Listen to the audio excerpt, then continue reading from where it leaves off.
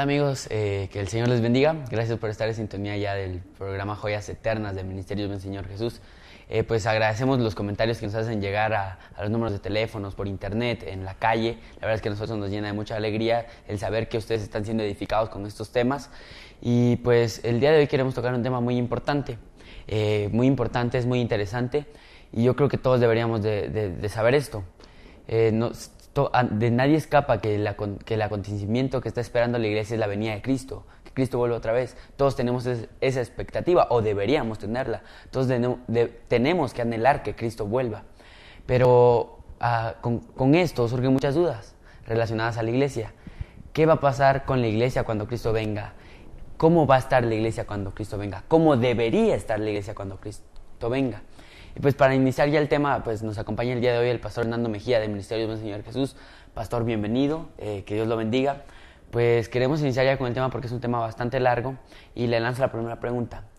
¿Cómo debe de estar la iglesia cuando Cristo venga? Bueno, la Biblia es muy clara, para responder claro y directo. Dice que el Señor quiere una iglesia en toda su gloria, sin mancha, sin arruga, ni cosa semejante.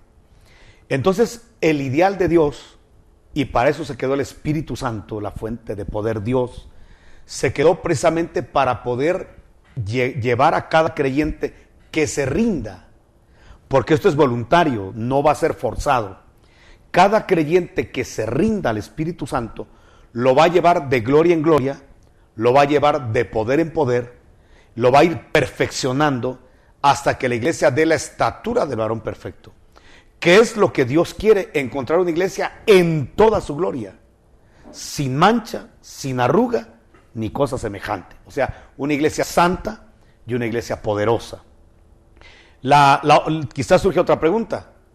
Cuando Jesús regrese, ¿encontrará hacia la iglesia? Porque ese es el anhelo de Él. Ahora, Él no es ignorante, Dios no es ignorante acerca de lo que va a suceder. De hecho, el mismo Jesús dijo que a causa de la multiplicación de la maldad, el amor de muchos se enfriaría. Entonces, aunque el ideal de la iglesia, el ideal tuyo y mío, y de todos nuestros televidentes, debería ser llegar a la estatura del varón perfecto, no todos, cuando sea la venida del Señor, estarán en esa estatura. No todos estarán ni siquiera en el mismo deseo. No todos estarán en ese crecimiento, en esa santidad. Entonces, ¿qué va a pasar? Bueno, ya Jesús nos dijo que Él está sabido que no toda la iglesia va a estar en esa dimensión, en ese estado y en esa estatura. ¿Por qué? Porque la maldad va a entrar a la iglesia. De hecho, es una levadura que entra a la iglesia y lamentablemente contamina. Y aquí viene la situación de entender que la santificación es personal, no es colectiva. Nosotros nos santificamos cada uno por lo personal. A mí me llama la atención que los tres arrebatados de la Biblia, las tres personas humanos que se han ido de la tierra sin ver muerte, los tres se han ido solos. No han llevado acompañantes, y es quizá lo que me asusta. Porque vemos el primer arrebatado, que es Enoc. Enoc tenía esposa, hijos e hijas, pero solo él se fue. El otro arrebatado, Elías. Y Elías trabajaba con ministros, con profetas e hijos de profetas en una escuela profética que tenía. Sin embargo, cuando es el arrebatamiento, se va solo. Ninguno de los ministros se fue con él. Ni Eliseo se fue con él. Bueno, Jesús, que es el otro arrebatado, se va al cielo, dice al Padre, no se llevó a Juan, ni a Pedro, ni a Santiago. Y así hay mucha gente hoy en día. Dice, yo lo que estoy viviendo es lo más desgraciado que puede haber en la tierra. Y no es cierto. Hay gente en peores condiciones. Te voy a poner un ejemplo. En una oportunidad me llamó por teléfono una persona que creía que tenía un problema muy grande. Le había fallado el marido. Y me habló llorando. Wow. Pastor, tengo un problema de muerte, pero de muerte. Wow.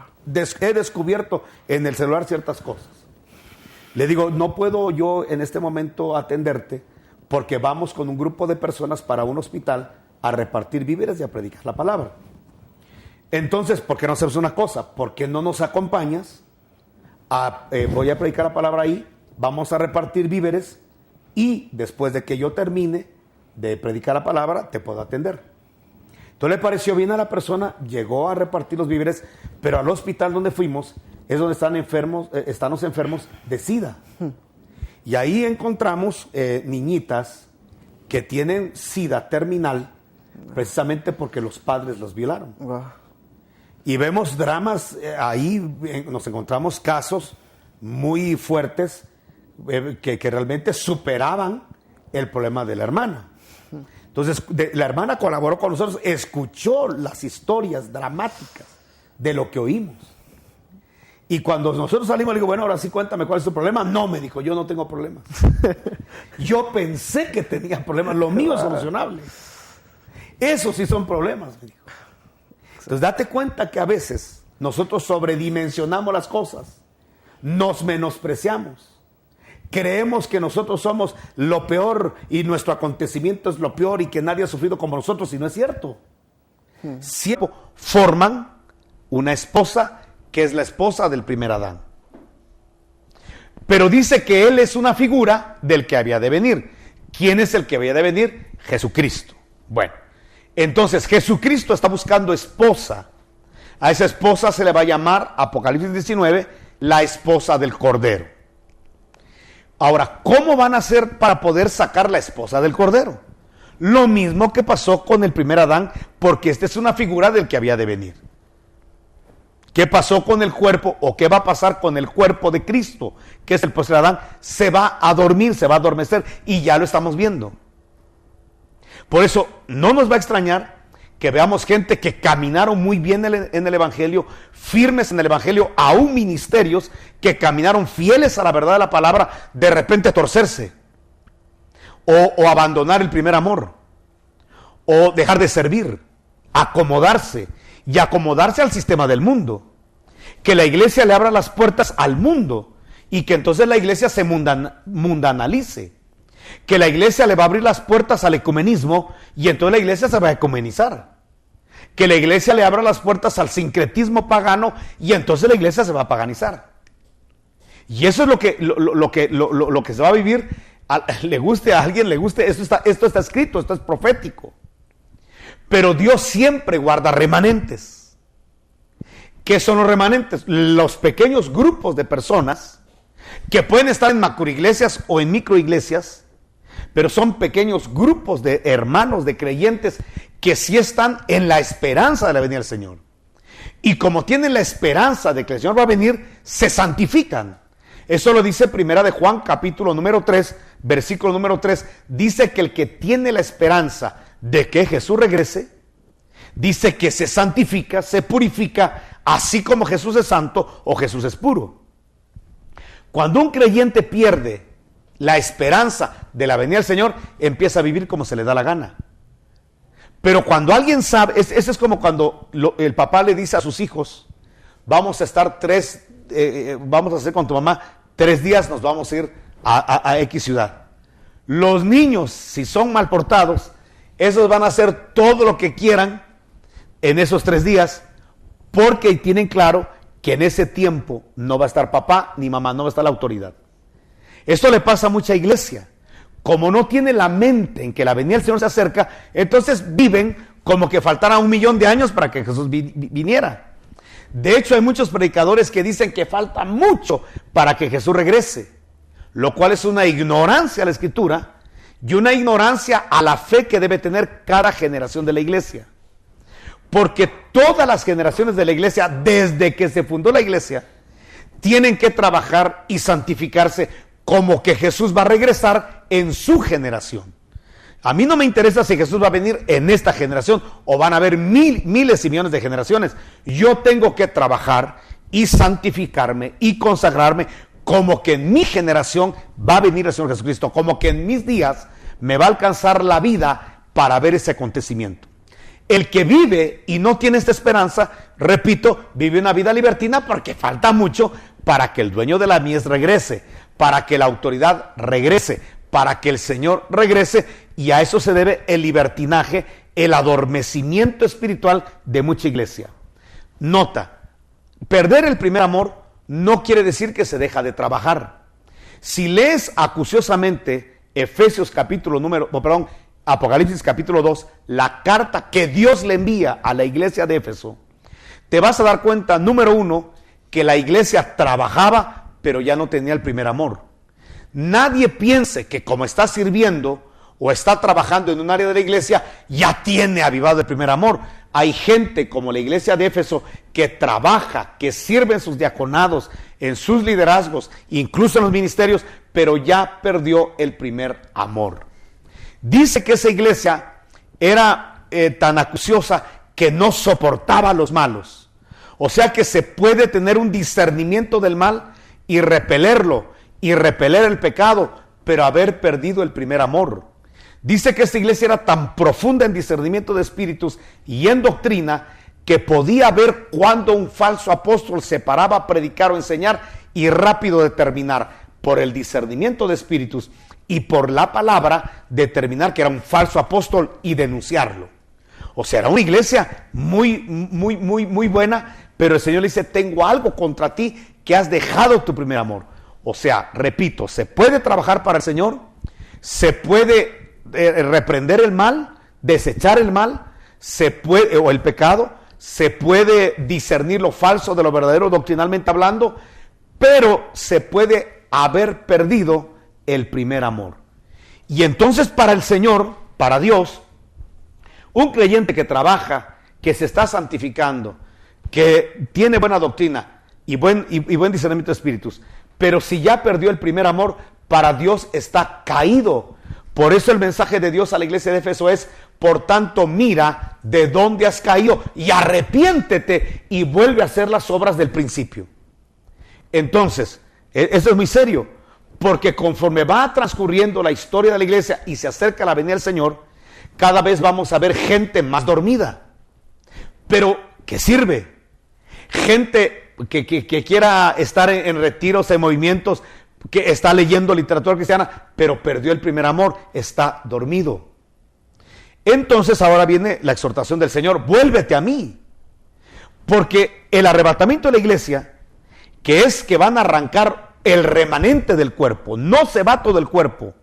El Señor no se casa con todo el cuerpo, se casa solo con la costilla. Es decir, se casa con el remanente. De ese remanente que han habido en todas las generaciones de la iglesia, es con lo que conforma el cuerpo de la Eva postrera, es decir, de la iglesia esposa del Cordero. Nadie crea que el Señor, ya solo porque me salvé, ya me voy en el arrebatamiento y ya soy de esposa del Cordero. Momentito, estás en un desposorio, estás en un noviazgo, pero no todos los desposorios o no todos los noviazgos terminan en el altar. Es decir, que hay desposorios que se destruyen por infidelidad y por otras causas que pues tal vez no es el tema, pero sí es importante saber que el Señor quiere encontrar una iglesia en toda su gloria, sin mancha y sin arruga. Pero como es voluntad nuestra, es decisión nuestra, amarlo, amar su palabra, obedecer su palabra, vivir su palabra, ya es una responsabilidad nuestra conocer su palabra, enamorarnos cada vez más de él, obedecerle, santificarnos, llevar el evangelio a la gloria y a la potencia del Espíritu. Como esto es personal, esto no es que el Señor nos va a obligar a esto, solo nos invita, solo nos seduce para que nosotros podamos llegar a él, pero no nos obliga. Como no es obligación y como cada quien decide, lamentablemente una gran mayoría decide por vivir una vida acomodada, religiosa y dormida, y no sacudirse y despabilarse y caminar una vida diferente. ¿Qué es esto? Encaminarlos a la estatura del varón perfecto.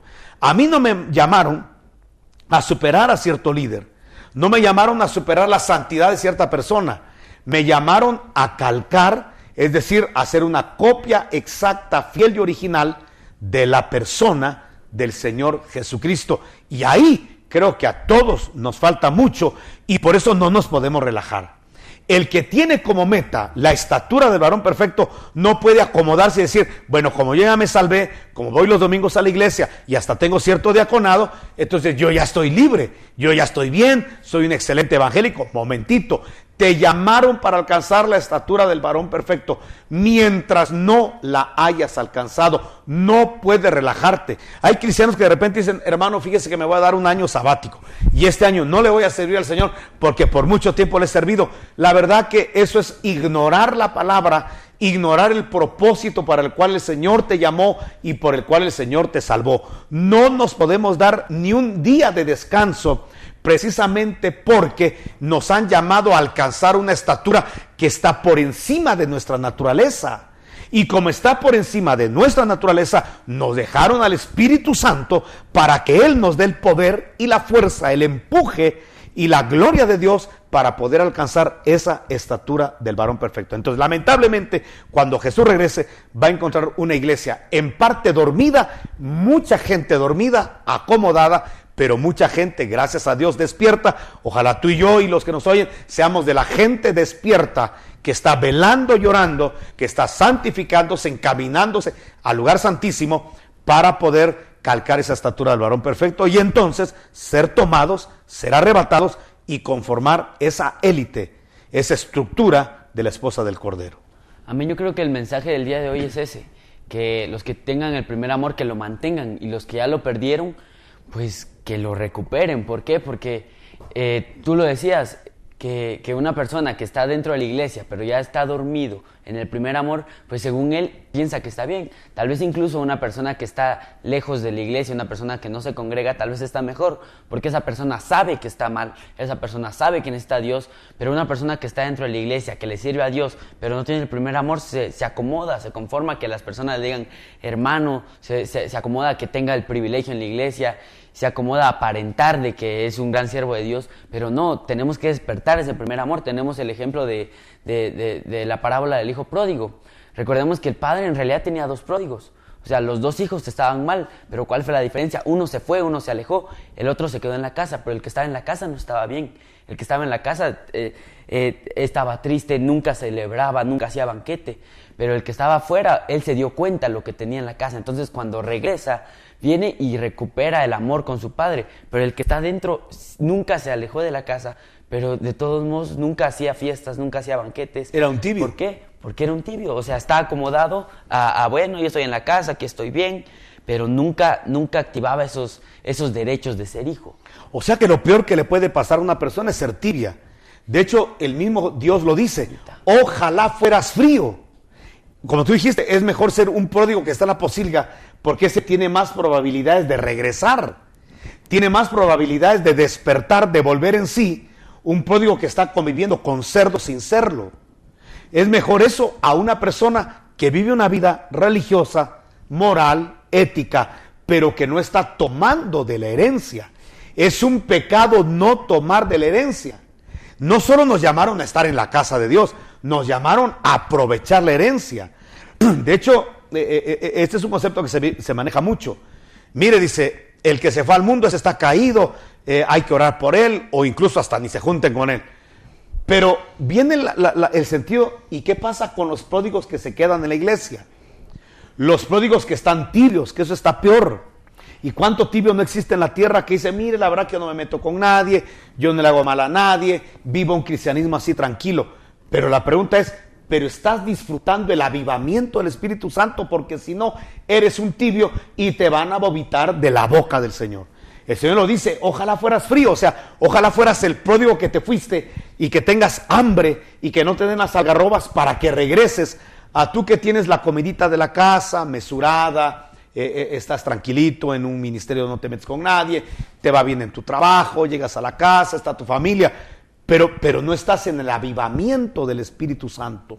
No estás en la obediencia de participar en las misiones, de participar en el evangelismo, de participar en el discipulado, de ver la gloria de Dios manifestándose en tu vida. Entonces, esa es una tibieza que es peor que el que se va. Entonces, como bien dices tú, ese pobre papá tenía 2 pródigos, pero al final resultó mejor el que regresó, porque ese regresó bien, ¿qué te digo? Golpeado por la vida, por el mundo, por la realidad de lo que te ofrece el paganismo, y regresa para afirmarse, para hacer fiesta, para comerse el cordero, para colocarse el anillo, el calzado, el vestido y bañarse.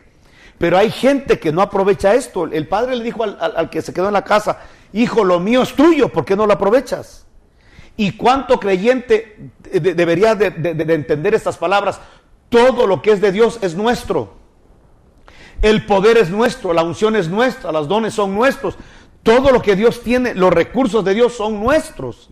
Porque no los tomamos, porque no hay fe, porque hay acomodamiento, porque hay estancamiento, porque ya meterte a la unción es meterte en problemas de guerra espiritual, porque ya meterte a la revelación es meterte en contra de la tradición y los religiosos de la tierra, porque ya meterte más con Dios requiere compromisos de estar enfrentando incluso el mismo mundo y las tinieblas. Entonces, hay gente que no quiere eso, entonces está muy cómodo en una zona de confort, donde no se emprende, no se peligra, solo doy, ofrendo, diezmo, y me voy a mi casa después de un buen domingo de una gran predicación donde el pastor se desgargantó y donde muchos profetizaron y otros vieron un avivamiento que yo no tengo, pero al final yo ya cumplí.